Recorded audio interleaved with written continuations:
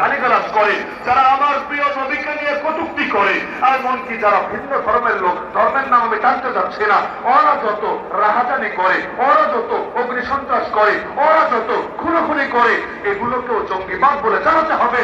ওদেরকে গ্রেফতার করেও জঙ্গি নামে আখ্যায়িত করতে হবে।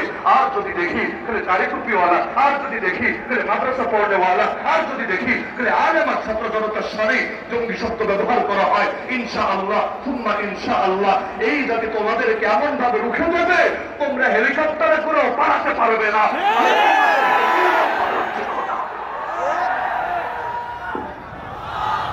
আল্লাহ রাসূল সাল্লাল্লাহু আলাইহি ওয়াসাল্লাম আমাদেরকে আদর্শ দিয়ে দিয়েছেন।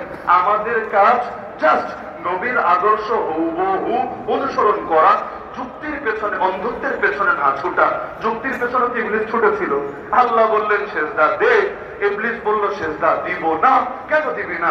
আনা খায়রুম মিন, আমি হলাম উত্তম, নবী হলো অধম। বাহ, সাহসটা কত বড়! আমি হলাম উত্তম, নবী হলো অধম। কেন? খালাকতানি মিন নার ওয়া খালাকতাহু মিন তিন, আমাকে সৃষ্টি করেছো আগুন থেকে, তাকে সৃষ্টি করেছো মাটি থেকে। আজকের যুগে কিছু মানুষ মাদ্রাসায় পড়ে নাই, জেনারেল লাইনে পড়েছে, মাওলানা মুফতি হতে পারে নাই, বড় ডক্টর, বড় বুদ্ধিজীবী, বড় কিছু হয়ে গিয়েছে।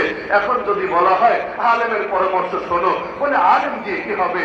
নাহনু খায়রুম মিনহুম, আমরা তাদের চেয়ে উত্তম।